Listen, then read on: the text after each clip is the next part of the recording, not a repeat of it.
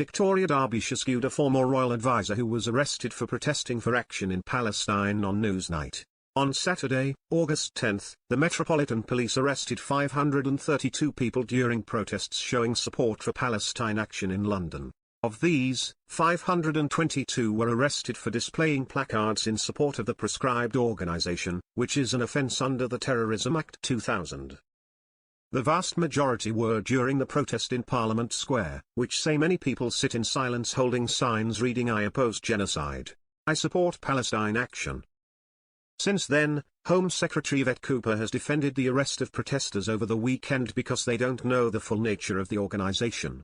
Ms. Cooper said that could be due to reporting restrictions on court hearings while serious prosecutions are underway.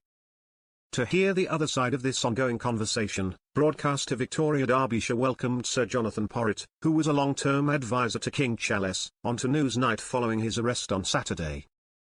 The 56-year-old presenter wasted no time in getting down to the nitty-gritty as she grilled her guest on his thoughts about the Labour politician. She asked, "Do you think she's lying about the security assessments then and advice?"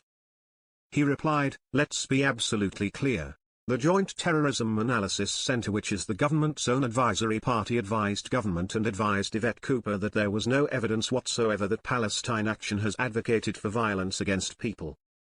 It has obviously used in its campaigning work used violence against property, but that is very, very different to violence against people.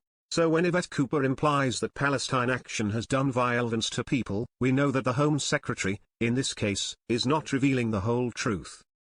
Why does she not put the truth into the public domain? I think it's really significant tonight that Palestine Action has accused the Home Secretary of defamatory accusations, and we will no doubt hear a lot more about this." It didn't take long before viewers flooded to X, formerly known as Twitter, to share their thoughts on the controversial clash online. Many viewers agreed with the guest, with one user posting, "Jonathan Porritt speaks with clarity and knowledge and brilliantly demonstrated how manipulative and deceitful Yvette Cooper is."